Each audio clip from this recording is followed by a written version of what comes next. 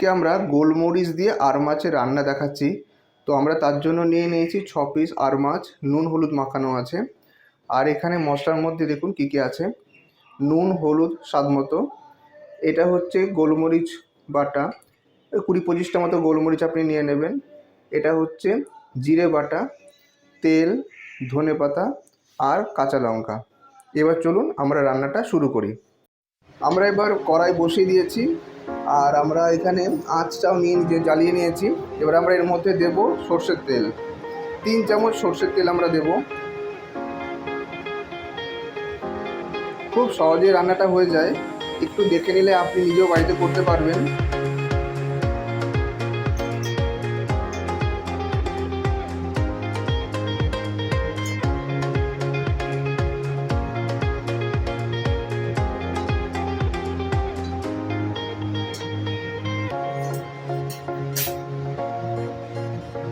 তেলটা একটু গরম হোক, আমরা অপেক্ষা করি। এবার আমরা জিরে বাটা, শিলে বাটা জিরে আমরা দিয়ে দিচ্ছি।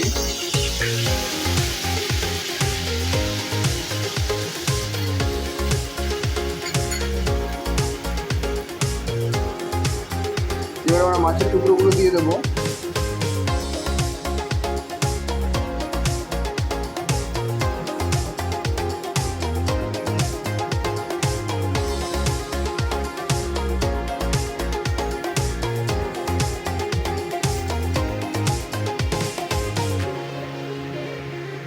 মাছের ডিমও আছে, আমরা ডিমগুলো দিয়ে দিচ্ছি এখানে।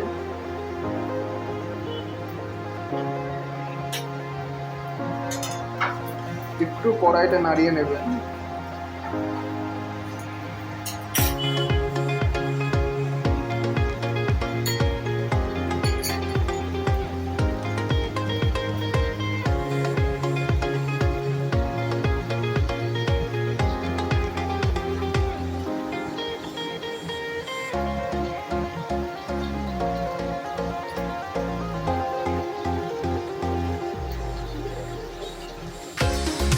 মাছগুলোকে এবার আমরা একটু উল্টে নেব, যাতে করে একদিকে লেগে না যায় আর চারিদিকে মশলাটা সিদ্ধ হয়।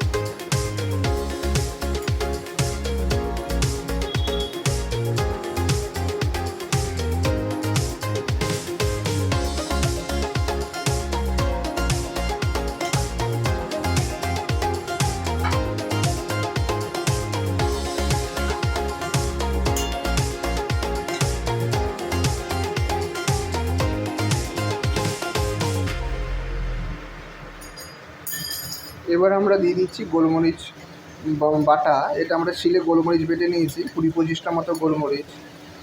কারণ আজকে আমাদের মেনু কিন্তু গোলমরিচ বাটা দিয়ে আর মাছ, কাজে এটা কিন্তু আপনাকে পরিমাণ মতোই নিতে হবে।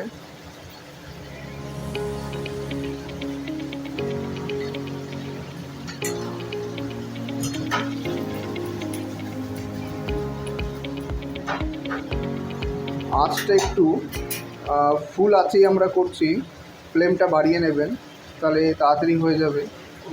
আর তারপরে আপনি ফ্লেমটা কমিয়ে নেবেন।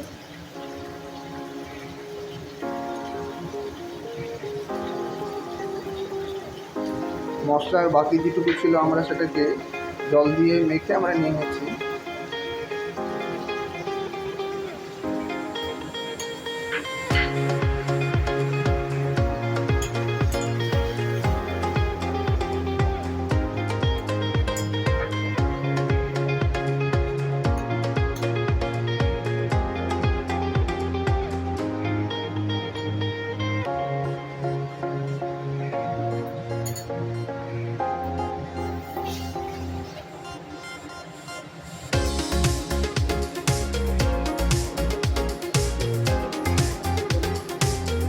এবার আমরা স্বাদ মতো লবণ আর হলুদটা নেব।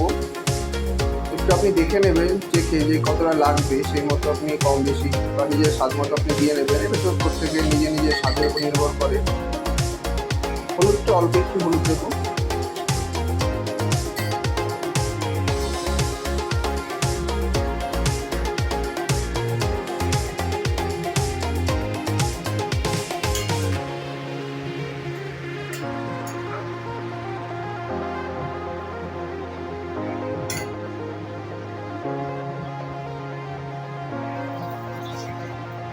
গোটা কাঁচা লঙ্কা দিয়ে দেবেন, 2টো কাঁচা লঙ্কা দিলেই হবে।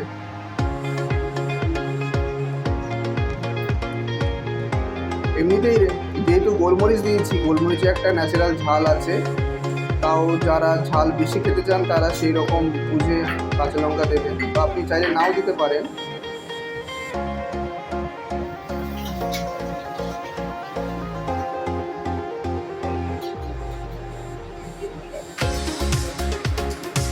এবার আমরা এটাকে ঢেকে রাখবো 5-10 মিনিটের জন্য। 5-10 মিনিট পর কি হচ্ছে আমি আপনাকে দেখাবো। আপাতত আমরা ঢেকে রাখলাম। আমাদের 10 মিনিট হয়ে গেছে। এবার আমরা একটু তুলে নেব ঢাকনাটা। দেখুন কালার চলে এসছে।